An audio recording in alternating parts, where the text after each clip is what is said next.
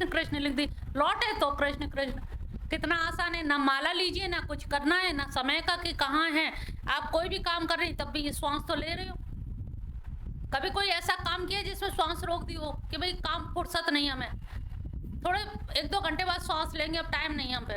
हर चीज के लिए कह देती हूँ टाइम नहीं है, लेकिन ये कहा कि श्वास लेने के लिए टाइम नहीं है, कल नहीं है, उसके बिना कैसे? अरे तो भैया कृष्ण के बिना कैसे जी पाओगे, ये भी तो सोचो।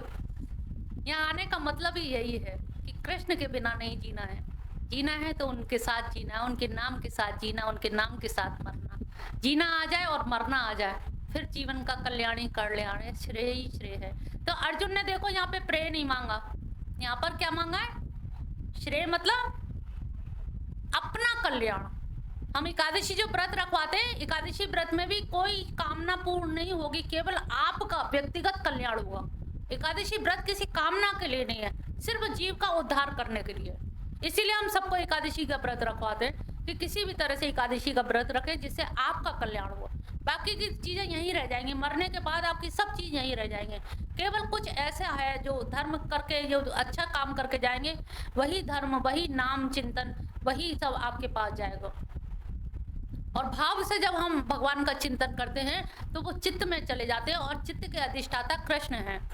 जैसे कहते हैं ना काल के अधिष्ठाता शंकर है, इसी प्रकार से प्रद्युम्न हमारे मन के अधिष्ठाता है, लेकिन चित्त के अधिष्ठाता कृष्ण हैं। जब हम भाव से जब बार बार कृष्ण कृष्ण नाम याद करते हैं तो वो कृष्ण क्या है, अंदर चले जाते हैं। और जब मरते हैं तो बोल बंद हो जाता है। सबसे पहले क्या कहते हैं, अरे बोल बंद हो गया, नीचे उतार लो। फिर कहते हो हमें पहचान रहे हो, वो पहचान भी नहीं पा रहे, आंखें घूम रही लेकिन तुमको नहीं पहचान पा रहे, ना सुन पाते, इंद्रियां सब धोखा दे जाती हैं। तो उस समय केवल चित्त रह जाता है, मन भी नहीं विचार कर पाता, बुद्धि विचार नहीं कर पाती, मन संकल्प विकल्प नहीं कर पाता, वाणी बोल नहीं पाती, ज्ञान इंद्रिय कर्म इंद्रिय, ना हाथ हिलते, ना पैर हिलते, ना आंख हिलती, ना कान में शब्द जाता, कुछ भी नहीं होता। सब कुछ शून्य होने के बाद भी केवल चित्त सक्रिय रहता है। और चित्त में अगर चित्त चोर है तो आपका कल्याण है। ये बस आपको देखना है कि भाव स्थिति रहती है, चित्त में भाव दशा रहती है, बस ये ध्यान रखिए। और जब चित्त में भाव दशा रहती है, वो भाव दशा ही आपका उद्धार करेगी।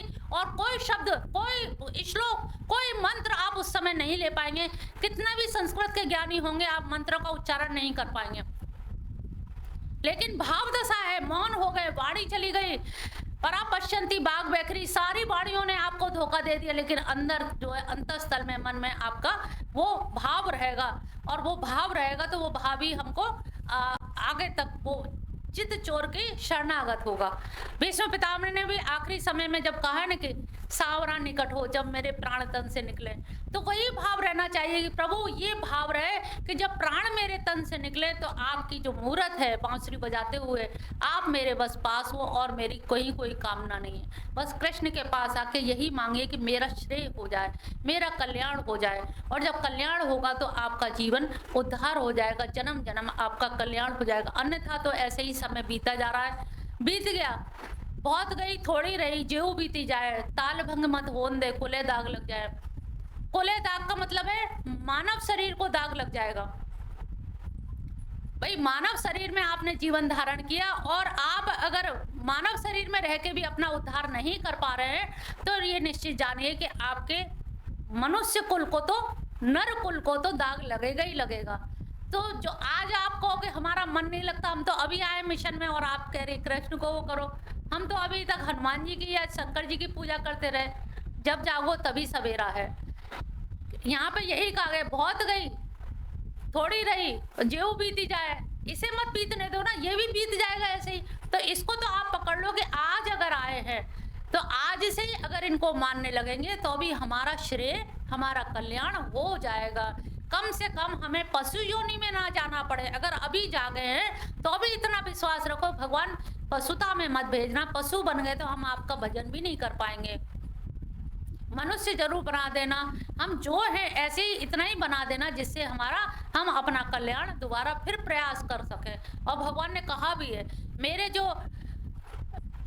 भक्त कहीं ना कहीं भटक जाते हैं या योगी पद से कहीं योग से विचलित हो जाते हैं तो श्रीमृताम रहे, मैं उनको उच्च कुल में जन्म देता हूँ, अपनी ब्रज भूमि में जन्म देता हूँ, अपने भक्ति के क्षेत्र में उनको जन्म देता हूँ, जिससे वो पुनः वहाँ से क्लास शुरू कर लेते हैं। और सबसे अच्छी बात है कि कृष्ण की भक्ति में कहीं से भी समापन नहीं होता है। आज आपने हाई स्कूल किया है तो वहाँ दोबारा एडमिशन आपको किस क्लास में मिलेगा? फर्स्ट ईयर में, 11th में। 10 क्लास जो पढ़ी है वो व्यर्थ नहीं जाएंगे। हाई स्कूल पास ही जाओगे भगवान के भक्त हो तो। उसमें आपकी एजुकेशन, आपका ज्ञान, आपकी जो भी योग्यता है वो कभी भी समाप्त नहीं होती। जहां से विराम लगा वहीं से शुरू होती है, वो खत्म नहीं होती, वो डाउन नहीं होती। ये सबसे बड़ा नाम है भक्त प्रणश्यति। योगी भ्रष्ट होएगा, ज्ञानी भ्रष्ट होगा, लेकिन भक्त भ्रष्ट कभी नहीं सुना होगा। और भक्तों के लिए उन्होंने कहा कि मैं श्रीमृताम ग्रहे, श्रीमत यानी कि जो बड़े बड़े बुद्धिमान विद्वान और जो वैसे हैं जिनका वो सुनने आई होगी गीता, तो जो योग भ्रष्ट होते हैं, जो ज्ञान भ्रष्ट होते हैं, लेकिन मेरे भक्त, मैं उनको ऐसे घरों में विद्वान जनों के या भक्तों के कुल में, भक्तों की भक्त माँ की कोख में जन्म दिलाता हूँ, जिससे कि आगे उनका ज्ञान यानी कि भक्ति बढ़ती रहे। भक्ति एक ऐसी चीज है जो कभी भी समाप्त नहीं होती है। तो यहाँ पर अर्जुन ने क्या पूछा है? यश श्रेय, जो श्रेय हो वो मेरे लिए आप बताइए। और शिष्यते हम, मैं तुम्हारा शिष्य हूँ। शादी माम, मेरा अनुशासन करिए, मेरे पे शासन करिए, मुझे निर्देशन दीजिए कि मेरे लिए क्या करना चाहिए। क्यों? क्योंकि त्वाम प्रपन्ना, क्यों करे शासन? क्योंकि मैं तुम्हारी शरणागत हो गया हूँ, प्रपन्न हो गया हूँ। प्रपन्न दो चीजों का है, प्रपन्न से प्रपत्ति शब्द भी बना है। और प्रपत्ति में क्या होता है? प्रपद, प्रपद यानी कि पैर का ऊपरी भाग। जब भगवान टेढ़ी टांग करके खड़े हैं तो चरण के जो ऊपरी भाग को छुएंगे वो प्रपद है। प्र उपसर्ग पद धातु है, तो पैर के ऊपरी भाग को छूना प्रपद है। और जब हम भगवान के जब टेढ़ी टांग करें, उनके तलुओं के नीचे छूते हैं, तो वो हमारी शरणागति है। और शरणागति में ये होता है कि भगवान या तो पैर से दबा दो तो तुम्हारी इच्छा, और नहीं दबाओगे तो तुम्हारी इच्छा। तो प्रपत्ति में और शरणागति में दो तरह के उदाहरण मिलते हैं। प्रपत्ति में वो होता है जैसे कि बंदर का बच्चा है, कपि किशोर न्याय याद है? कपि किशोर न्याय और मार्जार किशोर न्याय, ये दो तरह के न्याय हैं। मार्जान माने बिल्ली का बच्चा और कपि किशोर यानी कि बंदर का बच्चा। तो प्रपत्ति में क्या होता है? बंदर का बच्चा कस के माँ को पकड़े होता है और वो उछल के एक डाल से दूसरी डाल पे जाता है, लेकिन वो इतना कस के पकड़ा होता है कि वो छूटता नहीं है। इतना कस के ग्रिप है, वो पकड़ इतनी मजबूत है उसके हाथों की कि वो गिरता नहीं है। और दूसरी तरफ क्या है? मार्जार किशोर यानी कि बिल्ली का बच्चा, वो क्या करता है? कोई प्रयास नहीं करता, ना बिल्ली को पकड़ता है। अब वो क्या करता है? एक कोने में बिल्ली का बच्चा म्याऊं म्याऊं बस माँ को पुकारता है। ऐसे ही भक्त पुकारते रहे। जब बिल्ली का बच्चा बिल्ली को पुकारता है तो बिल्ली उसी कोने में जाके अपने बच्चे को उठा लाती है। कैसे? मुंह से पकड़ के। जिस मुंह से चूहा पकड़ती है तो रक्त की धार बनती जाती है, जब अपने बच्चे को पकड़ती है तो एक बूंद खून नहीं निकलता। उसमें कैसा बोध है कि ये मेरा बच्चा है, इसमें दांत जोर से ना लग जाए, कि दांत अगर जोर से लग जाएंगे कहीं रक्तपात ना हो जाए, खून ना निकल जाए, तो वो इतने ऐसे आहिस्ते से पकड़ती चूहे के बच्चे को भी है और पकड़ती अपने बच्चे को भी है। बिल्ली में भी ये मालूम है कि अपना है कि पराया है, ये उसको भी ज्ञान है। तो वही स्थिति है कि यहाँ पर प्रपत्ति और ये शरणागति, तो प्रपत्ति और शरणागति का ये देखा गया है कि शरणागति में कपि किशोर न्याय, वो मार्जार किशोर न्याय, और प्रपत्ति में कपि किशोर। तो इस तरह के दो न्याय कहे गए। अब हम कौन सा बनना चाहते हैं? बहुत से जो ज्ञानी लोग हैं वो कपि किशोर की तरह से करने लगते हैं कि भैया हम ज्ञान के ऊपर उनको क्या है, पहला शब्द क्या है? मैं ज्ञानी हूँ, तो मैं पहले आ गया।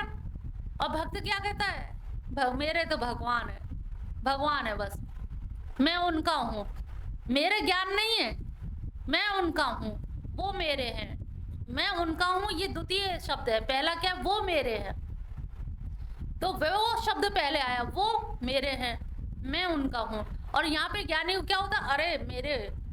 और योगी क्या कहता है? अरे मैंने यम नियम आसन प्राणायाम प्रत्याहार ध्यान धारणा समाधि तक लगाई है। और समाधि में भी विचारानुगत समाधि, वितर्कानुगत समाधि, समाधि, आनंद अनुगत समाधि, मैंने इतनी समाधियां लगा डाली हैं, तो मुझे तो ईश्वर का साक्षात्कार होना ही होना है। तो ये जो अहम भाव है, अहम वृत्ति है, वो अहम वृत्ति ही उसको झुकने नहीं देती और अहंकार के कारण ही उनका पतन भी हो जाता है। यहाँ पर महर्षि पतंजलि भी पहले ईश्वर का अस्तित्व नहीं मानते थे और उनको लग रहा था कि जब हम ही को मेहनत करनी है, यम नियम आसन प्राणायाम लगाने तो हम ही को ही है ना, ध्यान हमें करना है, समाधि किसको करनी है, मुझे करनी है। जब सब चीज मुझे करनी है तो भगवान की क्या जरूरत है, इसमें कोई रोल नहीं है, कोई भूमिका नहीं है। तो हुआ क्या, जब योगी जन समाधि लगाने लगे तो उनका रिद्धि स्थितियों में मन भटक गया। पहुंच तो आ रहे थे, फिर आ गए लोक में, कह रही इतनी भीड़ लाइन लगाए हुए हमारे यहाँ, तो इतने लोगों को हमने भला करा, हर एक की मनौती पूरी हो जाती है, जैसे आजकल बागेश्वर धाम में भीड़ लग रही है। तो ऐसे ही जब भीड़ लगने लगती है, रिद्धि सिद्धि मिल जाती है, तो हमारा जो परम कल्याण है उससे हम च्युत हो जाते हैं, उससे कहीं ना कहीं हम गिर जाते हैं। तो योगियों में भी यही हुआ, रिद्धि सिद्धि अष्ट सिद्धियां मिल गई, लेकिन अणिमा लघिमा महिमा बस, तो ये सारी सिद्धियां मिलने के बाद पता लगा कि पतन हो गया, हम ईश्वर को प्राप्त नहीं कर पाए। तब बाद में फिर ये हुआ कि समाधि तक पहुंचना तो आसान है, लेकिन समाधि लाभ बिना ईश्वर के नहीं होगा। समाधि का लाभ होना चाहिए। समाधि लाभ क्या है कि जीव और परमात्मा दोनों में एकीकरण हो जाए, जीवात्मा और परमात्मा दोनों एक हो जाए।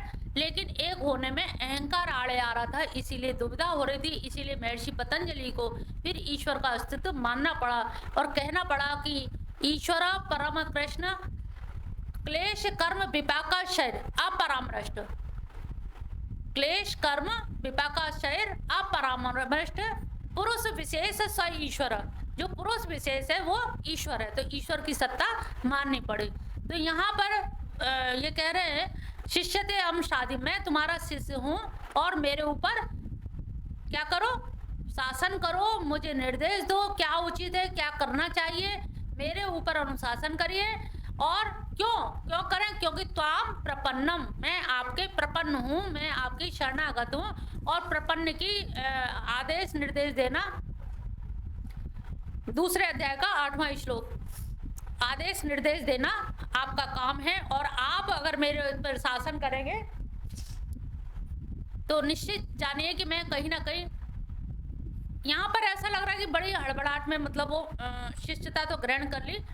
8वें श्लोक में कह रहे हैं ना ही प्रपश्यामी मम अनुधात यत शोक मुश्रू, इसको जरा यत शोक अलग अलग कर लीजिएगा, यत शोक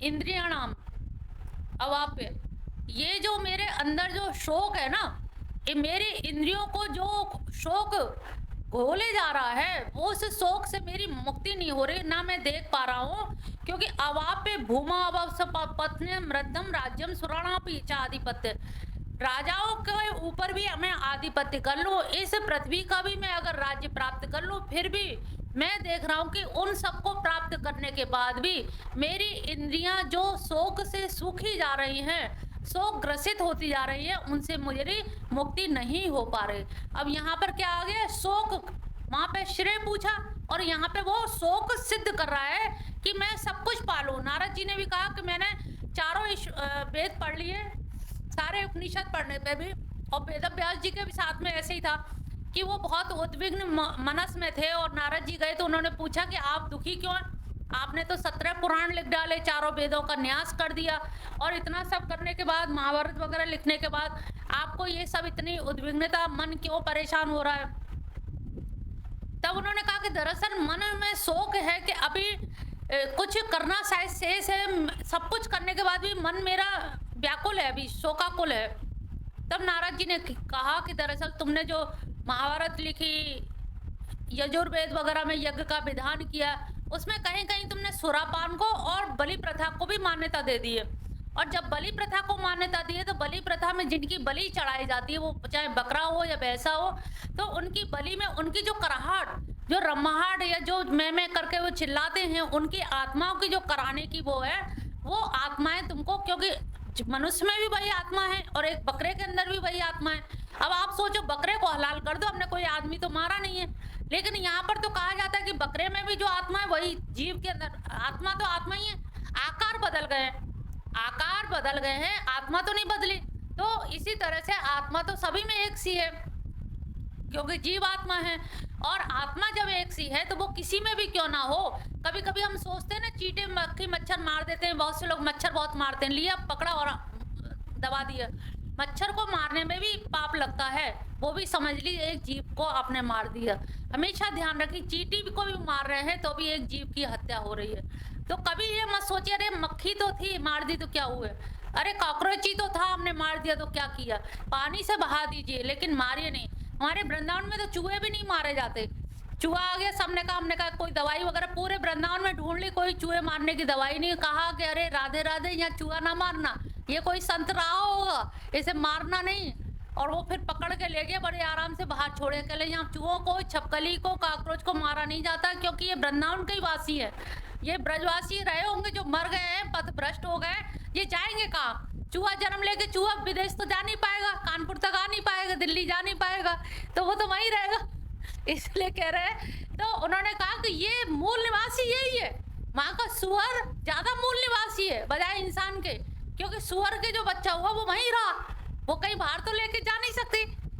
कुत्ते के बच्चा हुआ तो वो वहीं रहेगी, कुत्ते दिल्ली नोएडा तो जा नहीं पाएगी, ना अलवर भरतपुर। तो कह ये मूल निवासी ज्यादा है, इनको प्रणाम करो। अखंडानंद जी भी कहते थे गधे को प्रणाम करो। वृंदावन का गधा, सुअर, शूद्र ये वंदनीय है, क्योंकि शूद्र तो और कोई जात तो बाहर जाके नौकरी लग गई, शूद्र की तो कहीं नौकरी भी नहीं लगी, पीछे जमादार वहीं नाली साफ कर रहे हैं। कह ये मूल निवासी है, इनको प्रणाम करो। तो अब इनको प्रणाम करोगे, वास्तव में ये वहीं के हैं साधु संत, बल्कि वहाँ के जो भूत प्रेत भी है, जो मरे हुए लोग हैं, अतृप्त वासनाएं रहती हैं, तो वो भी वहीं की वहीं रम रहे हैं, उनको भी कहीं कुछ छेड़ाखानी नहीं की जाती। तो वहाँ किसी को मारा ही नहीं जाता, कहीं चूहे मारने दवाई नहीं मिलेगी। तो ये बड़ा वो लगा कि वास्तव में ये तो बहुत बड़ी चीज़ है कि वहाँ आज भी वो चीज़ है, मतलब उनकी प्रेजेंस, भगवान की सत्ता दिखाई देती है, और लोगों में वो भाव भी है। कोई किसी की हिंसा नहीं करता है ना, और किसी से बुला के भी करवाओ तो मना कर देगा, ये पाप हम नहीं करेंगे। इसीलिए वहाँ शूद्र जातवाद का भी कोई ज़्यादा वो नहीं है कि ये शूद्र की छुए ना। एक शूद्र हमारे साथ लिफ्ट में चला गया तो हम थोड़ा बचने लगे, तो पता लगा कि वो बहुत तेजी से भजन कर रहा है, माला जोली लिए हुए। मैंने कहा अरे ये तो पूजनीय है, हम इससे बच रहे हैं लिफ्ट में कि छुए ना जाए, ये तो हमसे ज़्यादा पूर्ण आत्मा, हम पापी है इसके आगे। सही बता रहे हैं मतलब। और थोड़ी देर बाद हमारे यहाँ साफ करने आ गए, वही माला जोली रख के सफाई करने आए। तो इसलिए मतलब वहाँ की लीला निराली है, वास्तव में ब्रज का अभी भी निरालापन है, वो चीज अद्वितीय है, वहाँ और कहीं नहीं मिलेगी। तो वो ये कह रहे हैं कि यहाँ पर मैं राजाओं जैसा भी, राजाओं को जीत लूँ, चाहे पृथ्वी को जीत लूँ, मेरा फिर भी जो शोक है ना वो दूर नहीं होगा। अब इसका मतलब है शोक दूर करो, पहले तो शिष्य बनाओ, फिर मेरा शोक दूर करो। संजय कह रहे हैं एवं उत्वा, ऐसा कह गए ऋषिकेश से, गुड़ाकेश परंतप। किसने कहा? गुड़ाकेश। गुड़ाकेश माने नींद को जीतने वाले, या जिसके घुंघराले बाल होते हैं, वो दोनों ही क्वालिटी अर्जुन में थी। परंतप, परंतप का मतलब जो दूसरों को तपा दे, शत्रुओं को झिका दे, ऐसे परंतप। ना योद से इति गोविंदम उक्त्वा तुष्णिम बभो। तुष्णिम बभो माने चुपचाप बैठ गए। कैसे, क्या कह के चुपचाप बैठे? ना योद से, मैं अब युद्ध नहीं करूंगा, वैसे आप जो कहोगे मैं वही करूंगा। शिष्य थे हम शादी माम तो हम प्रपन्ना, मैं तो आपका शिष्य हूँ, जो कहोगे वही करूंगा, पर ना योद से थी। अब पूछो अर्जुन से, तू यहाँ क्या सेनाई वादन करने आया है युद्ध में? तू युद्ध करेगा नहीं, और जो कहोगे मैं करूंगा। तो अब कृष्ण और क्या कहेंगे? युद्ध के अलावा क्या कहे, क्या कह सकते हैं? अब आप लोगों को भी लगेगा ना कि हाँ अब कृष्ण को कहना चाहिए कि युद्ध कर। अब जहां जहां कृष्ण कहते हैं युद्ध कर, युद्ध सुमनुस्मर, तो लोग कहते भगवान ने युद्ध करा दी, वो तो कर नहीं रहा था। अरे ये देखो वो पूछ क्या रहा है, इसीलिए इन श्लोकों को ध्यान से पढ़िए। यश्रेयम, जो श्रेय हो वो बता दो, और मेरे शोक को दूर करो। ना युद्ध समय, मैं युद्ध नहीं करूंगा। अब बताइए यहाँ पे कृष्ण क्या करें बेचारे? कृष्ण पे भी तरस आ रहा है कि बेचारे करे तो करें क्या। अब उन्होंने उसका ठेका भी ले लिया कि उसको लेके आया, उसका सारथित्व संभाला, तो पलायन भी नहीं कर सकते। अब इस समय क्या कहें उससे? तू श्रेय भी पूछ रहा है, कोई कामना नहीं है, और राज्य लेके भी तुझे शोक दूर नहीं होगा, तो भैया क्या करेगा? तू युद्ध कर।